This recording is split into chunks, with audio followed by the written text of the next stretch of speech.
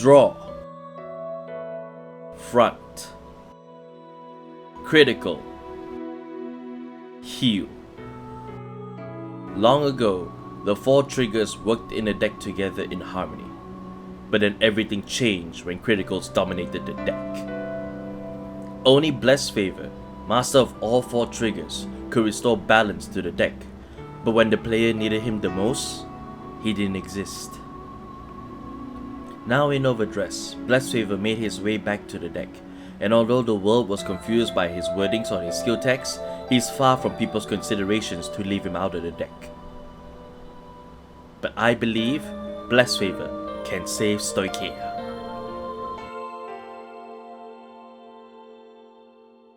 Hi everybody, this is CVGS, I'm the Captain here, and on this recap for the Vanguard live stream for Overdress on 30th March 2021, we'll look at the reveals and share our collective thoughts on them.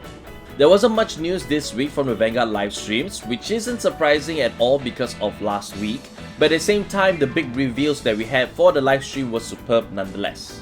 We got a handle of the Keter Sanctuary, Brandt Gate and Stoicheia over triggers, and if my reactions to these reveals were anything to go by, they are very, very good.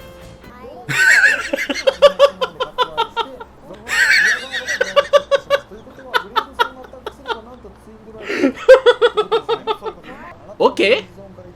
First up, we have the Brandt Gate Overtrigger, Star Deity Dragon of Infinitude, Elder Breath.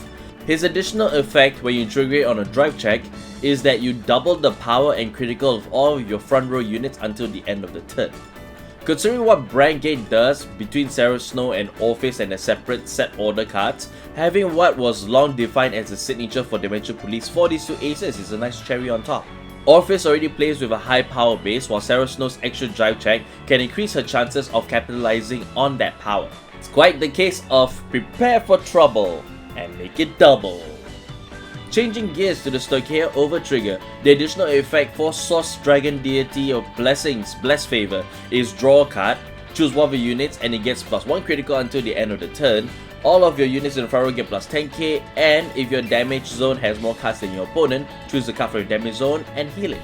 The wording is a little miffy in terms of its phrasing and needed clarification from official sources, but the idea shines for this Overtrigger. It's all of the triggers combined into one, and just like all of the triggers, they expire at the end of the turn.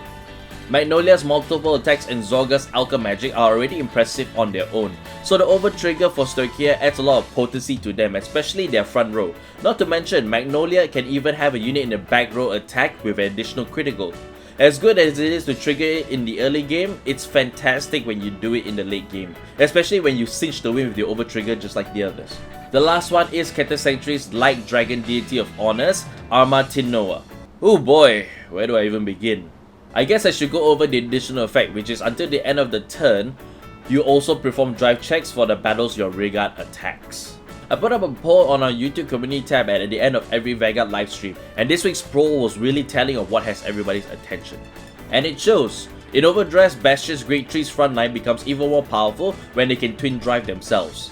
And I haven't even begun to process what this means for Hexor Orb Sorceress, but I can bet it's the same expectations as Bastion. Already we are seeing players from both West and East think of how insane combining this Overtrigger with the likes of Ultima and Premium. In fact, a lot of insane stuff can happen in Premium with this Overtrigger just alone. Now, I'm not saying that this is OP and broken. I've said before that the counterbalance to these Overtriggers is that you need to drive check them in order to get the ability. What will define the meta, and by proxy the restriction list, is the frequency and consistency of this combo in the competitive scene. So while we can speculate how crazy it might be for V-Series Platina Azel to trigger the Overtrigger and then have the rearguards check stand trigger after stand trigger, until they are put into play and proven to be frequent and consistent, we can't say for sure that they will work out as we imagine them to be. And now that we've seen all of the Overtriggers, we are almost ready to boost our start decks with the first booster set release. So what do you guys think? Are you feeling over the top with these Overtriggers? Leave your comments below.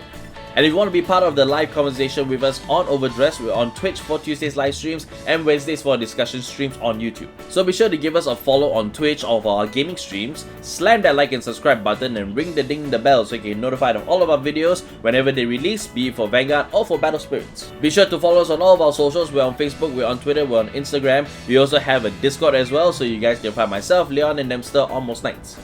If you like what we do here and want to support us directly, you can join our membership where you can be like Wen Hao Lord, Daddy Angrieto, and Samuel McKay, where you can have access to all of our meme emotes and badges during our premieres and live streams. So with that said, thank you guys for watching and we'll see you in the next video. Bye bye!